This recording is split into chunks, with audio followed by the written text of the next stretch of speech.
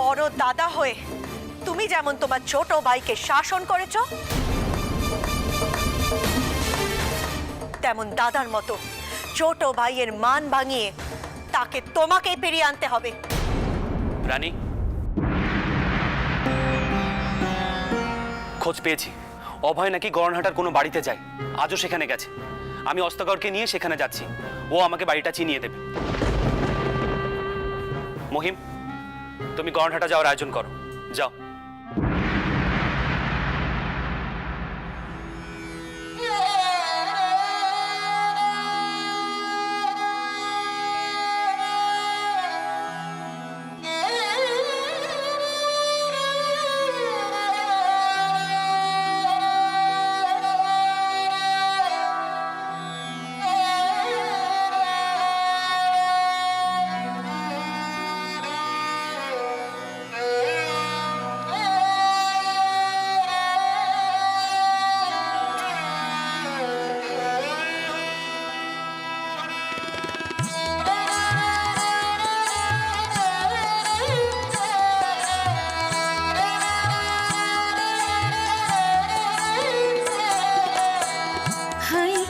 লাঞ্ছনা ভেবে তো প্রাণ বাঁচে না, হয় কি যে লাঞ্ছনা ভেবে তো প্রাণ বাঁচে না।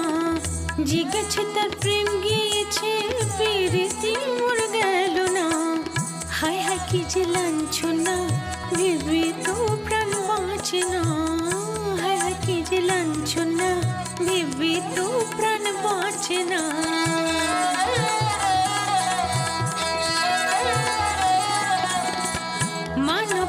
সব ভুলেছি, কলঙ্ক দাগিয়ে দেখেছি, মান অপমান সব ভুলেছি, কলঙ্ক দাগিয়ে দেখেছি, নিজের হারায় মরেছি পেরেতে মোর গেল না, নিজের হারায় মরেছি পেরেতে মোর গেল না, হায় কি যে লাঞ্ছনা ভেবে তো প্রাণ বাঁচে না, হায় হায় হায় হায় কি যে লাঞ্ছনা ভেবে তো প্রাণ বাঁচে না, ভেবে তো প্রাণ বাঁচে না, ভেবে তো প্রাণ বাঁচে না।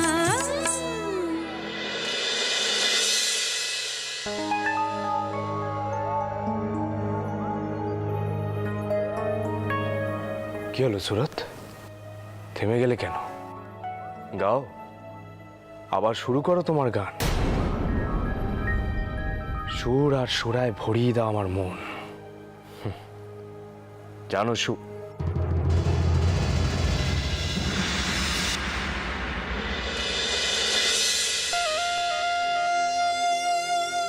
জানো সুর, তুমি যখন গান গাও না, আহা, আমি ভুলে যাই আমার সব কষ্ট বেদনা। তাই আমি ঠিক করেছি এই গড়নহাটার বাড়ি আমি তোমার নামে লিখে দেব।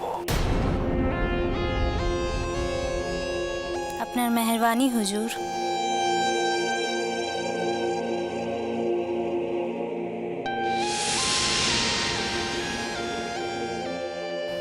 এমন রূপ তুমি কোথা থেকে পেলে সুরত? তোমার এই রূপ দেখে তো পূর্ণিমার চাঁদ। অভয়,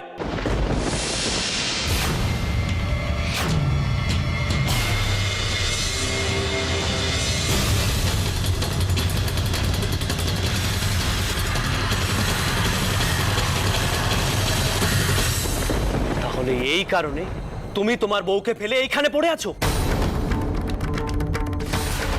ঘরের বউ চোখের জল ফেলছে আর তুমি এখানে বসে ফুর্তি করছো? দুশ্চরিত্র লম্পট কোথাকার। আর বংশের ছেলেরা কখনো এ পথে পা মারায়নি। ছাড়ো, তার নিচে নেমে গেছো অভয়। এত বড় অন্যায় করতে পারলে? ছাড়ো, তুমি বাইজি বাড়িতে পড়ে আছো, ওদিকে তোমার স্ত্রীকে সকলে মিলে দোষারোপ করছে। চলো চলো। আমার ছাড়ো। করছো কি? এর আগেও তুমি অনেকবার আমাকে অপমান করেছো, কিন্তু প্রত্যেকবার আমি দাদা বলে মেনে নিয়েছি, কিন্তু এবার আর নয়। কি করবে? কি করবে তুমি? কি করার ক্ষমতা আছে? হ্যাঁ, কি করার ক্ষমতা আছে তোমার? চলো আমার সাথে। কি লড়বে?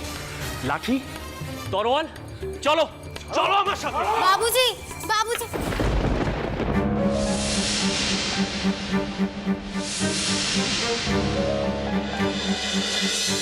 আপনি কি?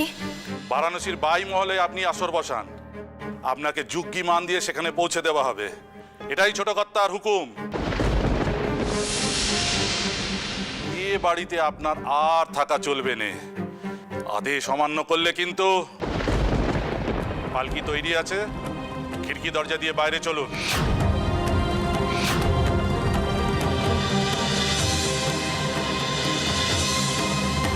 এসো, ছাড়ো, এসো, ছাড়ো এসো আমার সাথে। দাদা, দাদা ছাড়ো।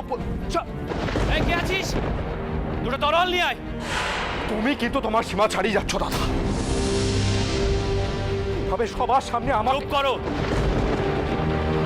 যে অন্যায় করেছো তার প্রায়শ্চিত্ত সকলের সামনেই তোমাকে করতে হবে। নাও তরোয়াল নাও। তুমি নাকি লাঠি খেলা, তরোয়াল খেলা সবকিছুতেই পারদর্শী। লাঠি তো একবার হেরেছো, এবার তরোয়ালটাও দেখে নাও। অভয়, এবারও তুমি হারবে, কারণ তোমার পথ অন্যায়ের পথ আর আমার ন্যায়ের। নাও।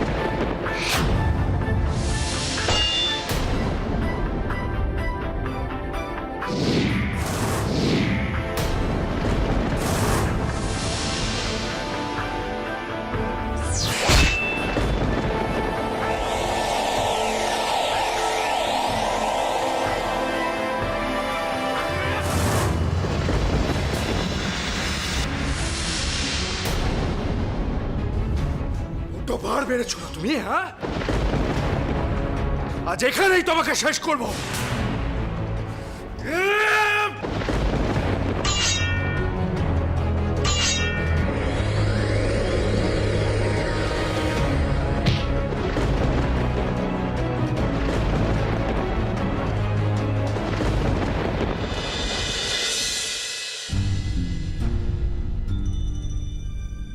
কেমন তার মেয়ে রে তুই বউ? কোন আকেলে তুই ঠাকুরপোকে যেতে দিলি? পায়ে ধরে আটকাতে পারলি নে। অভয় ঠাকুরপোর কাছে প্রতি পদে পদে অপদস্থ হচ্ছে। সে তো মনে মনে রাগে ফুঁসছে। সে কি কোনো ছেড়ে কথা কইবে ভেবেছিস? দিদি, রঘুবীর আছেন, তিনি রক্ষে করবেন। আর তিনি তো কোনো অন্যায় কাজ করতে যাননি, তবে তিনার কেন কোনো ক্ষতি হবে? আমি বরং ঠাকুর ঘরে যাই। তুইও আমার মতো মনে মনে ভয় পাচ্ছিস তো বউ? কেন যে ঠাকুরপো ওই অজানা জায়গায় যেতে গেল? যা বউ যা, তুই ঠাকুরের কাছে হত্যা দিয়ে পড়ে থাককে যা। বৌরানীমা, তুমি একা কেন? ছোট কর্তা কোথায়? আগে ওস্তাগর আমাদের অভয়কর্তার কাছে নিয়ে গেছিল। সেখানে ছোট কর্তা আর অভয়কর্তার মধ্যে বেশ খানিকটা চেঁচামেচি হয়। কেন অভয় ঠাকুর কোথায় গেছে? আগে গড়ানহাটার এক বাড়িতে অভয়কর্তা গান শুনছিলেন, সেখানে ছোট কর্তা আর অভয়কর্তার মধ্যে খানিকটা ঝগড়া হয়। ছোট কর্তা ওনাকে টেনে আনছিলেন, আর আর এখন তো তারা তরোয়াল নিয়ে নেমে পড়েছেন।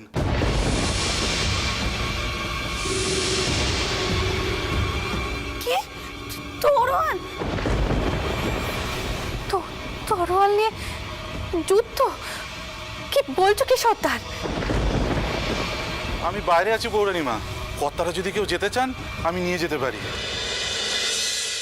এবার একখানা সর্বনেশী কাণ্ড হবে বউ, আমি তখন বলিনি। আমি যাই শাওরি মাকে গিয়ে বলি, সুর ঠাকুর না গেলে একখানা রক্তারক্তি কাণ্ড বাঁধবে। যাই।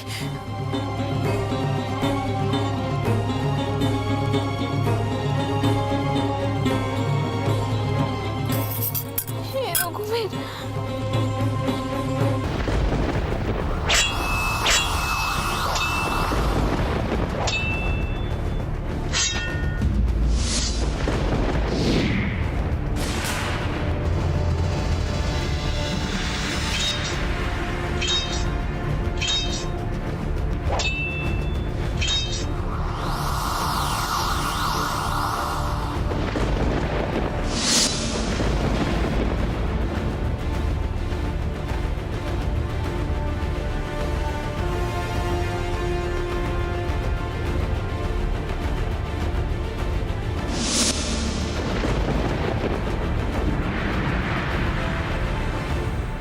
আমায় আপনারা বাড়ি ফেরত পাঠিয়ে দিন।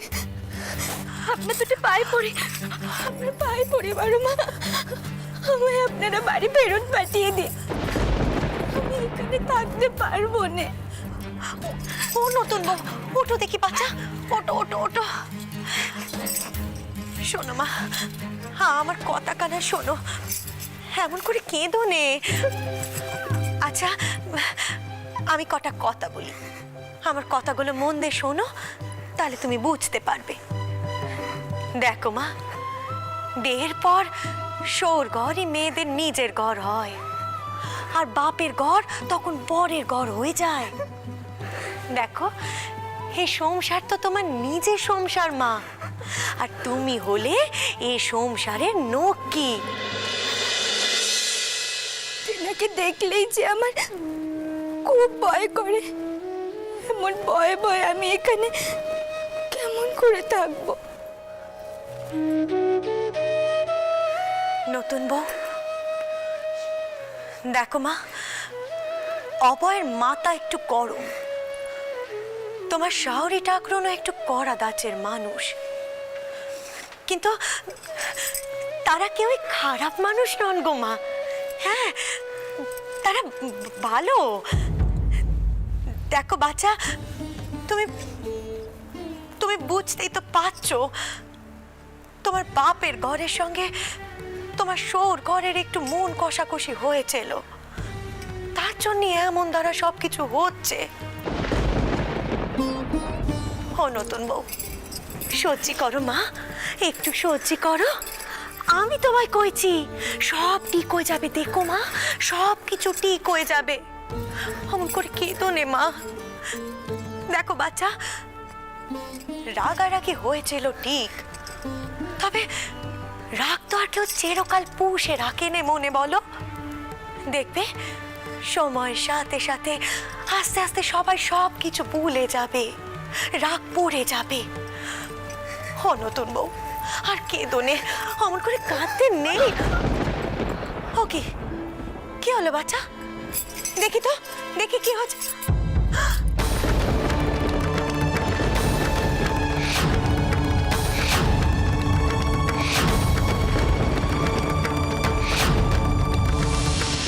ছি ছি ছি ছি ছি ছি ছি ছি ছি ছি, এ কি?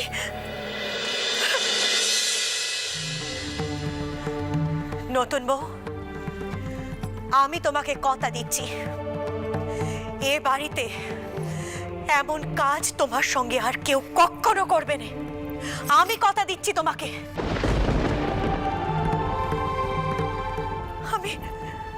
আমি বুঝতে পারিনি মা, বুঝতে পারলে তোমার শাওরি ঠাউরনের সঙ্গে তোমাকে একা আমি কখনো থাকতে দিতাম না মা, কখনো থাকতে দিতাম না।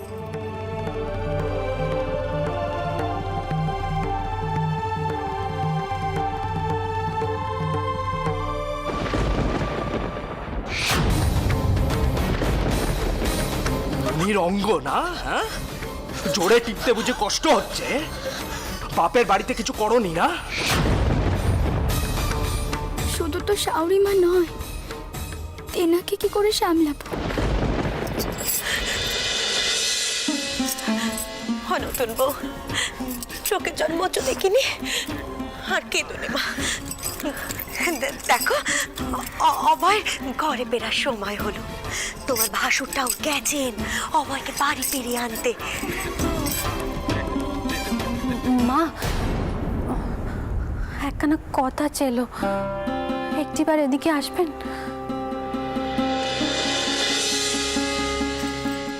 নতুন বউ, এসো তো আমার সঙ্গে, এসো এদিকে এসো, একদম কাঁদবে না, কেমন?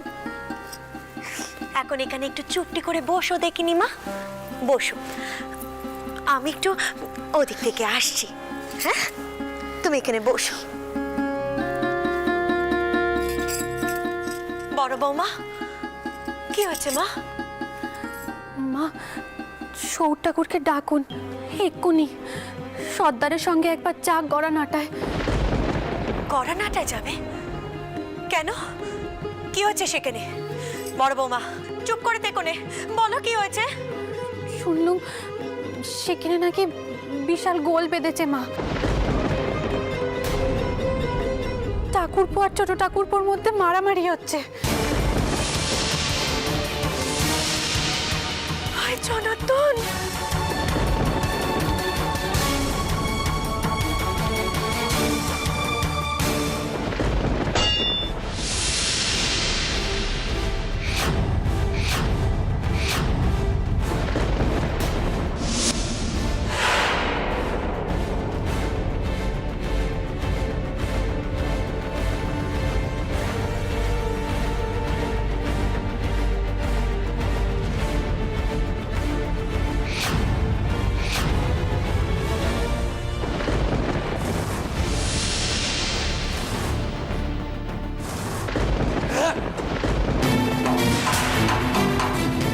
কি শুরু করেছে চন্দ্র? মার পরিবারের ছেলেদের এত দূর অধঃপতন? ভাই ওই ভাইয়ের রক্ত ঝরাচ্ছ? অস্ত্র ফেলা!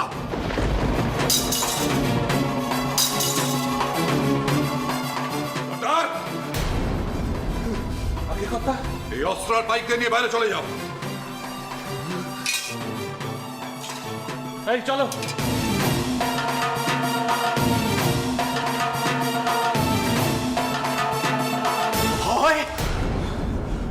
হয় এ তোমার কেমন তোর আচরণ? নিজের দাদাকে কেউ এভাবে মারে? তোমাদের দুজনের শরীরে যে মার বংশের রক্ত বইছে অভয়। আমাকে কেন দোষ দিচ্ছেন মেজো জ্যাঠামশাই? আগে আপনাদের অতি প্রিয় বাবু রাজচন্দ্র দাসকে জিজ্ঞেস করুন, হঠাৎ করে আমার ভালো মন্দের ভার নিতে কেন চাইছে? আরে এই বয়সে কি এইসব শাসন মানা যায়? অভয়, চুপ করো! এসব কি বলছো? শুনে খুশি হলাম ছোট খুড়া মশাই। অভয় আজকে আপনাদের সামনে যা বলছে তা সব সত্যি বলছে। হ্যাঁ, এটা সত্যি। আমি অভয়ের জীবনটা যাতে সঠিক পথে যায় তার দায়িত্ব নিয়েছিলাম। বিয়ের পর প্রথম রাতে স্ত্রীকে ফেলে সে কোথায় রাত কাটাচ্ছিল সেটা আপনাদেরকে বলতে চাই না। চোখের সামনে এত বড় অন্যায় দেখে দাদা হিসাবে আমি শাসন করব না? আপনারাই বলুন।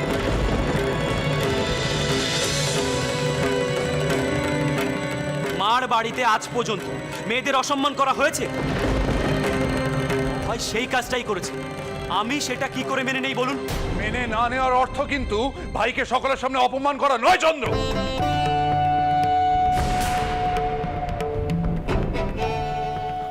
অভয়, তোমাকেও বলছি, আমরা আমাদের ঘরের বউদের সম্মান করি।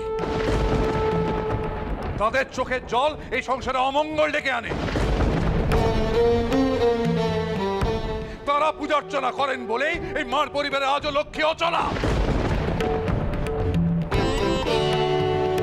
ওদের নতুন বৌমা, তোমার স্ত্রী, তিনি এই সংসারে সদ্য এসেছেন, আমি তাকে নিয়ে এসেছি। আর কোনো অসম্মান কিন্তু আমি সহ্য করবো না অভয়। অন্যথা আমি ব্যবস্থা গ্রহণ করব। আমি স্বীকার করছি বড় জ্যাঠামশাই,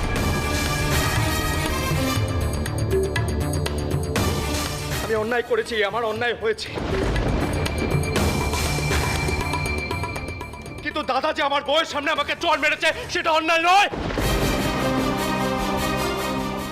অন্যায়, নিশ্চয়ই অন্যায়।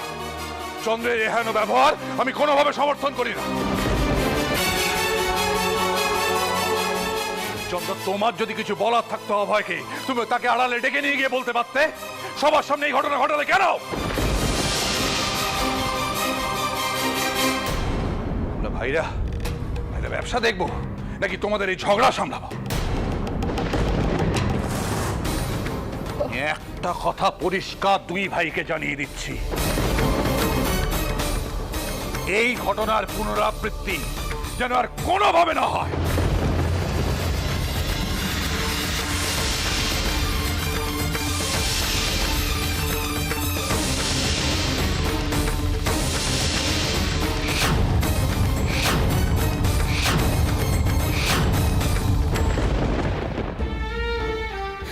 এরকমের এ কি হলো?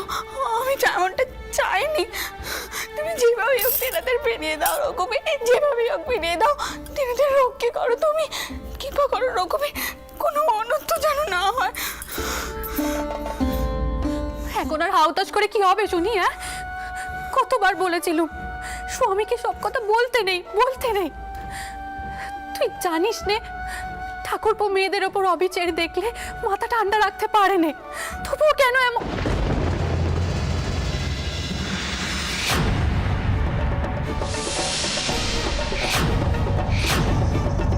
ঠাকুরপো,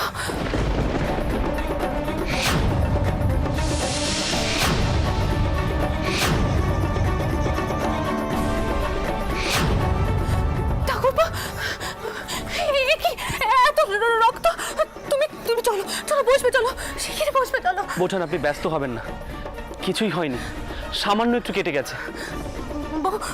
বউ তুই ঠাকুরপোর রক্ত মুছিয়ে পরিষ্কার করে দে, আমি হলুদ বেটে আনি, কাটা জায়গায় লাগাতে হবে তো। এত রক্ত কি হয়েছে আপনার? ভয় পাচ্ছ? আরে বাবা, তরোয়াল খেলতে গেলে একটু একটু কাটে, তুমি তো অনেক সাহসী, এইটুকু রক্ত দেখে এত ভয় পেয়ে গেলে। যাও, একটু গরম জল, একটা পরিষ্কার কাপড় নিয়ে এসো। আরে বাবা, আমার কিছু হয়নি, যাও।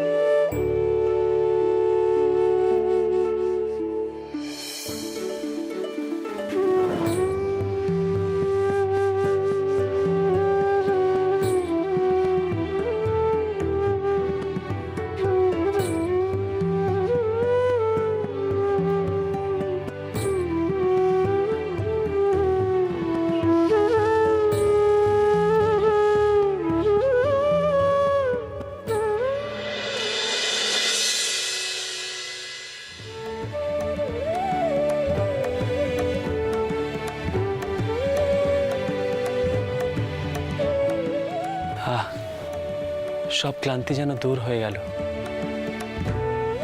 আমাকে যেন আর এভাবে ক্লান্তি না দূর করতে হয়।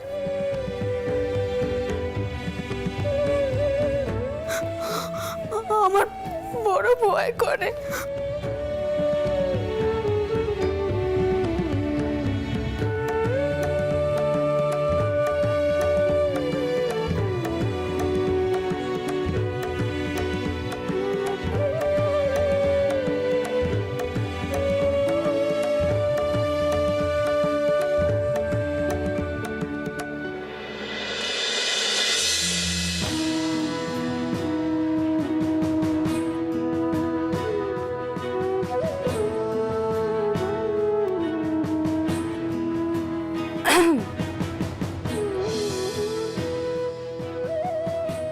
নেবু প্রলেপটা কাটা জায়গায় লাগিয়ে দে, ধর। আর এই অবস্থায় বেশি ঠাকুরপুর কাছাকাছি যাস নে।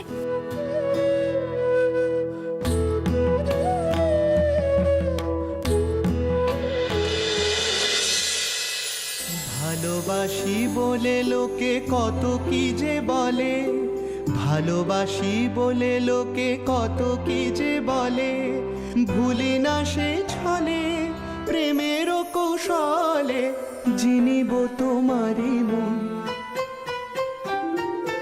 ওহে প্রাণাধিকে রাজেশ্বরী, জিনিব তোমারই মন।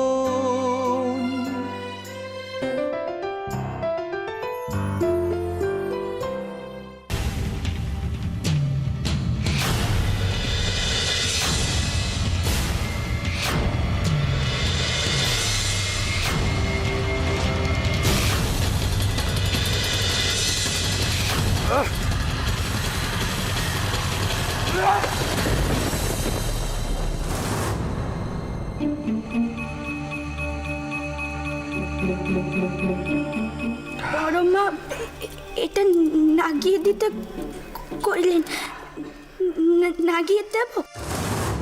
কি এনেছে সব? ওষুধ? কি হবে ওসব দিয়ে? যা কিছু হয়েছে তার জন্য তো তুমিই দায়ী। বড় মার কাছে কি কি বলেছো আমার নামে? আমি আমি কিছু বলিনি, আপনি আমার কথা কেন বিশ্বাস করুন। বিশ্বাস? আরে তোমার উপর বিশ্বাস? বাবু রাজচন্দ্র দাসের তো দরদ উতলে পড়ছো তোমার উপর। আবার হলুদ নিয়ে এসেছো আমাকে লাগাবে বলে। হলুদ? যাও গিয়ে একটু লঙ্কা বাটা নিয়ে এসো যাতে আরো জ্বলে। ওই জ্বালা দিয়ে আমার বুকের ভেতরে প্রতিশোধের আগুনটা আমি জ্বালিয়ে রাখতে চাই। যাও। এ কি করলেন আপনি? অমন করে হলুদের পাটিখানা ছুঁড়ে ফেলে দিলেন। লোক চাইছো আমার কাছে? কতবার বেড়েছো যে তুমি আমাকে না না না না, আমাকে আর বাড়তে দেওয়া যায় না। তুমি আমার গলার কাঁটা হয়ে আছো, না পারছি গিলতে, না পারছি ওগড়াতে। আমি আমি তো চাইনি, আমি তো শুধু। এই চুপ! মুখে মুখে কথা বলে না মুখ ভেঙে। তুমি এত নিচে নেমে গেছো, ঘরের বউয়ের গায়ে হাত তুলছো। এর শাস্তি তুমি হাতে হাতে নাও।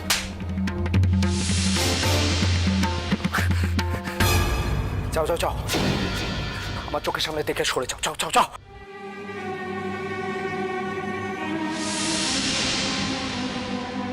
কি হলো? যাও।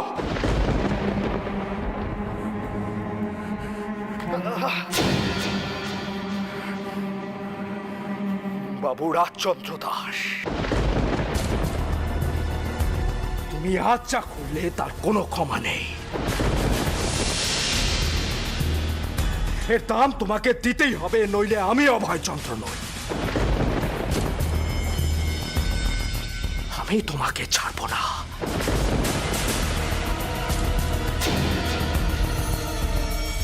আমাকে অপমান করা, হ্যাঁ? আমাকে অপমানের শোধ আমি 10 গুণ তুলব। দেখি তুমি কি করতে পারো।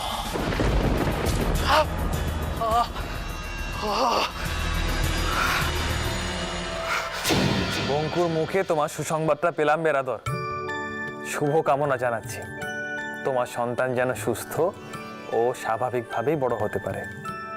রামমোহন বাবু, আপনি নিশ্চয়ই শুধুমাত্র এ কারণে আমাকে ডেকে পাঠাননি।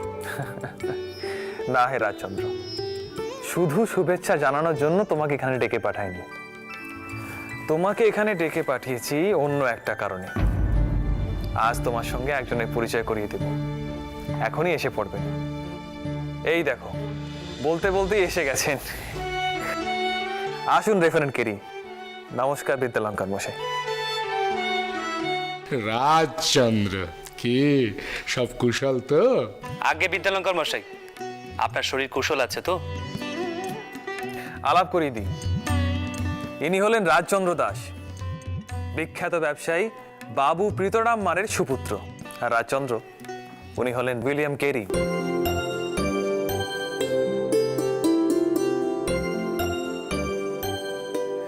আপনি মিস্টার উইলিয়াম কেরি?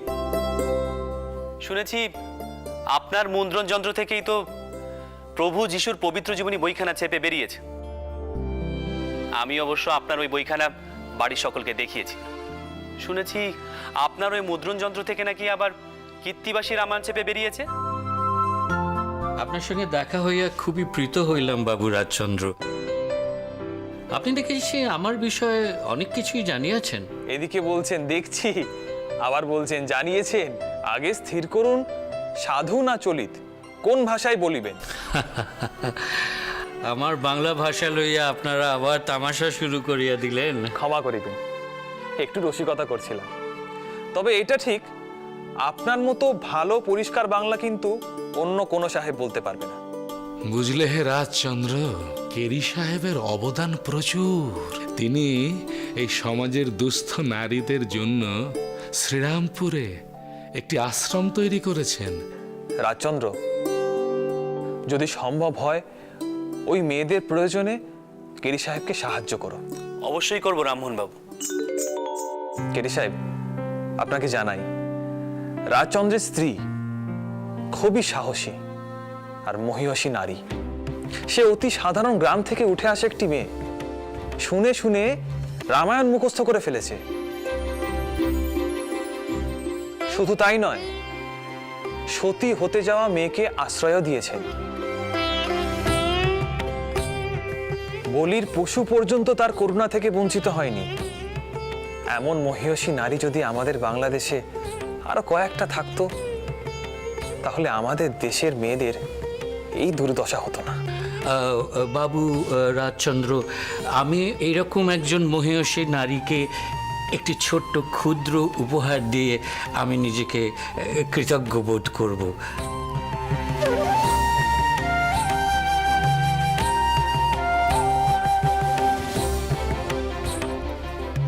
কি করছেন? এই বইয়ের তো অনেক মূল্য।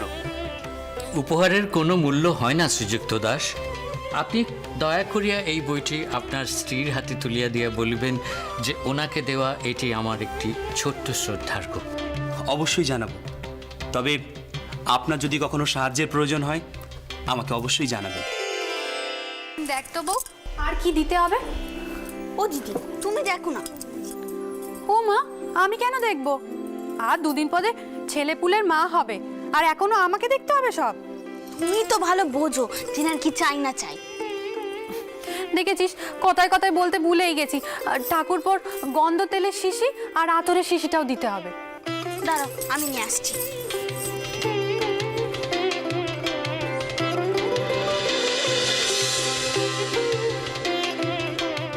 দিদি, আসবো? উমা তুমি এসো এসো, ভেতরে এসো।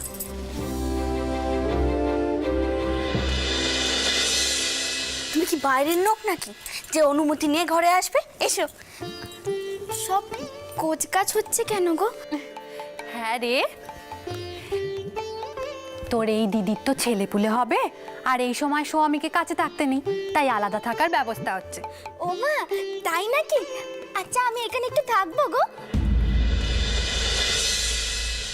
কেন গো, আমি এখানে থাকলে কি কোনো অসুবিধে হবে? ও মা, না না, অসুবিধা হবে কেন? তুই থাক না, বস, চল। ভালোই তো হবে, আমরা তিনজনে মিলে গল্প করতে করতে কাজ করব। আচ্ছা বোন, তুমি এই বাড়িতে আসার আগে অনাথ বউ, চন্দনের সব গোছগাছ হয়েছে তো? কিছু ভুলে যাসনি তো? দেখিস বাবা, চন্দন না হলে যে কোনো অজুহাতে ঘরে ঢুকে পড়বে। আমি তো সব গুছিয়ে দিয়েছি ফুল ঠাকমা। এবার যদি ঠাকুরপো বউকে দেখতে না পেয়ে হাঁপিয়ে উঠে এই ঘরে চলে আসে, দৌড়ে পাহারা বসিয়ে দেব। ছেলেপুলে না হওয়া পর্যন্ত চন্দন যেন ঘরে ঢুকতে না পারে।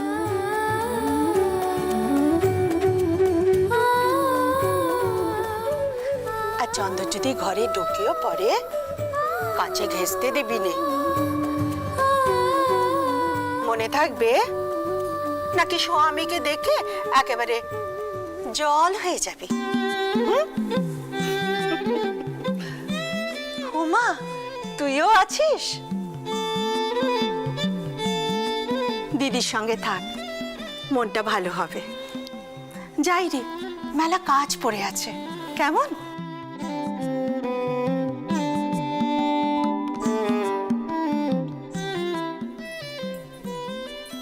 হ্যাঁ গো দিদি, টিনার কি এ ঘরে আসা একেবারে বারণ? কেন রে? স্বামী কাছে নেই বলে কি পরানটা ফেটে যাচ্ছে? তুইও হাসছিস? জানি। এই দেখো কি এনেছি।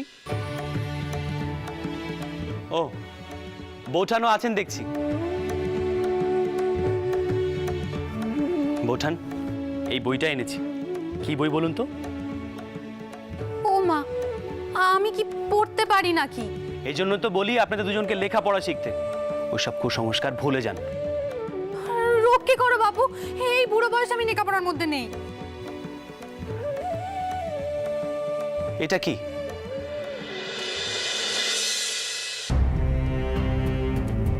বৌঠান, এসব গুছানো হচ্ছে কেন? আজ থেকে তোমাকে অন্য ঘরে থাকতে হবে, এই ঘরে আসতে পারবে না। মানে?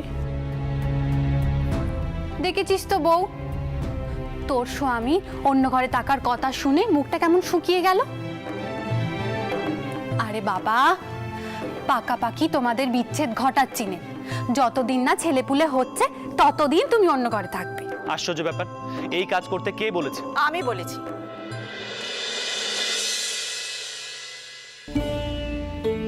চন্দন আজ থেকে এ ঘরে থাকতে পারবে না। দাই এ কথা বলে গেছে। দাই? দায়ের কথায় এখন আমাকে ঘর বদলাতে হবে? দাই কি বোঝে ফুল ঠাকুমা? অবাক করলি চন্দন? দাই বুঝবে না তো তুই বুঝবি খোকা হওয়ার ব্যাপারটা? সে স্পষ্ট কথা বলে গেছে, চন্দন এখানে থাকতে পারবে না যতদিন না খোকা হচ্ছে। তার এই পরামর্শ আমি মানতে পারছি না ফুল ঠাকুমা। তোমাদের ওই সুন্দরী দায়ের হাতে রানীর বাচ্চা হবে না। রানীর বাচ্চা হবে মিড ওয়াইফের হাতে। কি? মি উইক? সেটা আবার কি? মিড ওয়াইফ তোমাদের ভাষায় যাকে বলে দাই। তবে মেম দাই। কপাল!